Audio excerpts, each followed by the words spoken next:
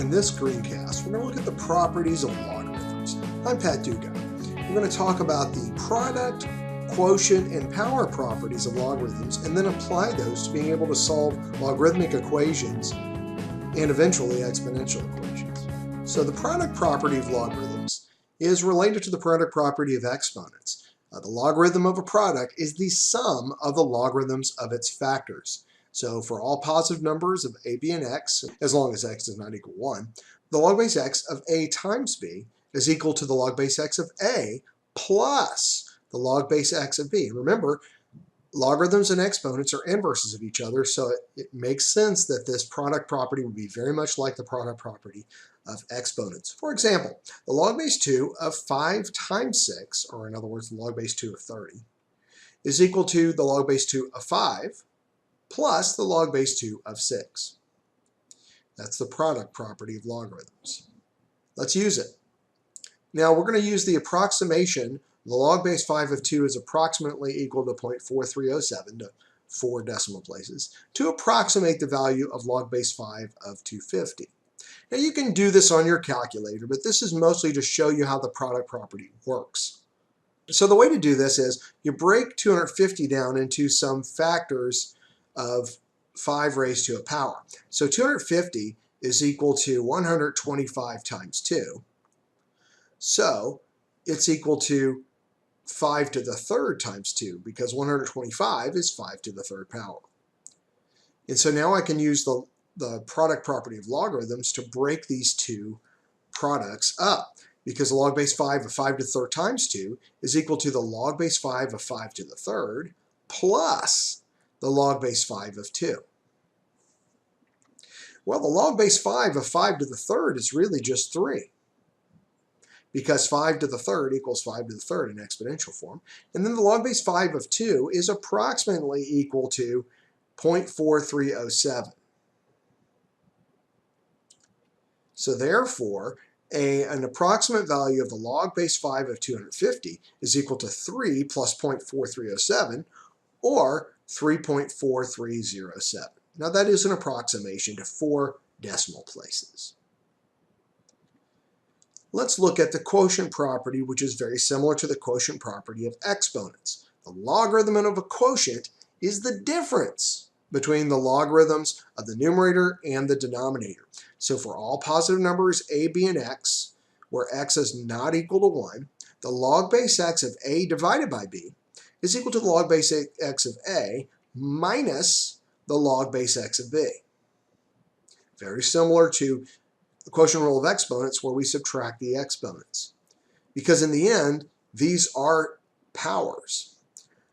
Log base 2 of 5 over 6, for example, the log base 2 of 5 divided by 6 is equal to the log base 2 of 5 minus the log base 2 of 6.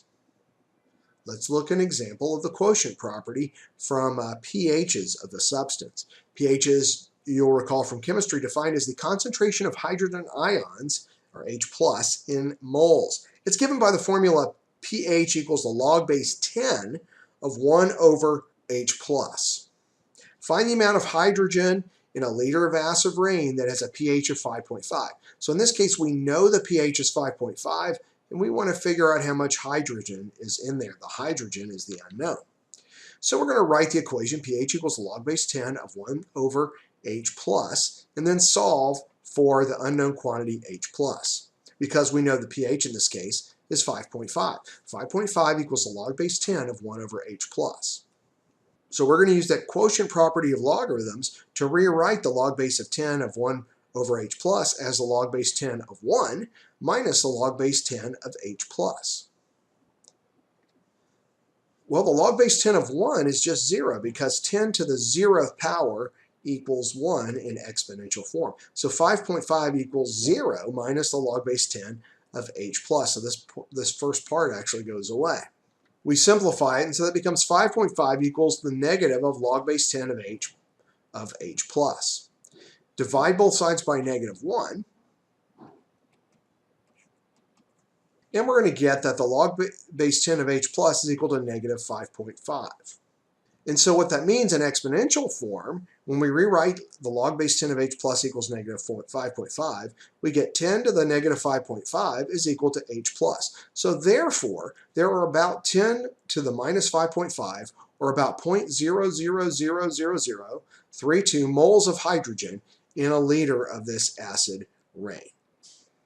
Finally, let's look at the power property of logarithms. Similar to the power property of exponents, the logarithm of a power is the product of the logarithm and the exponents.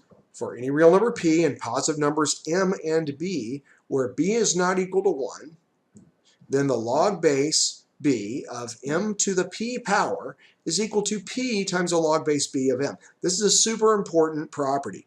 And basically what's happening is we take that power and move it out front, and we can create the same expression.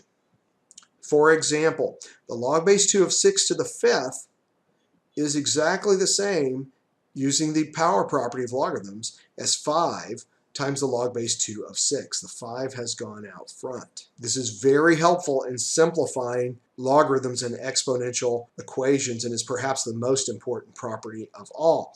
Given that log base 5 of 6 is approximately equal to 1.1133 to 4 decimal places, let's approximate the value of log base 5 of 216. Now again, the power property of logarithms is super important, as we're going to see in future screencasts. We're just going to look at a very simple example. The log base 5 of 216 equals the log base 5 of 6 to the 3rd. That's because 216 is equal to 6 to the 3rd. Using the power property of logarithms, we can take that 3, put it in front, and so that becomes 3 times the log base 5 of 6. Well, we are given that the log base 5 of 6 is equal to approximately 1.1133. So we can substitute that in for the second part of the expression. And therefore the answer is 3 times 1.1133, or approximately 3.3399. So the log base 5 of 216 is approximately equal to 3.3399. So let's solve an equation using all these properties kind of put together. We have a pretty complex looking equation. 4 times the log base 2 of x minus the log base 2 of 5 equals the log base 2 of 125. We want to find out what value of x makes that work. So we've got to make sure they're all the same base, and they are. And so now I'm actually going to use that power property in reverse to take this 4 in front of the log base 2 of x and move it to the power of x. So 4 log base 2 of x can be rewritten as log base 2 of x to the 4th.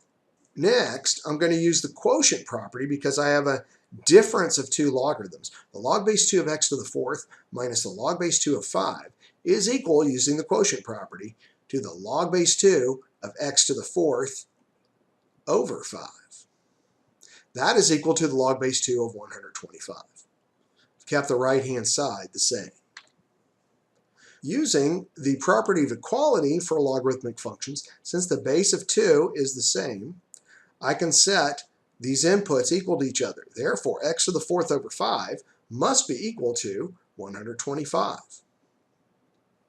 What I'm going to do now is multiply both sides by 5, and I get x to the 4th equals 125 times 5, or 625.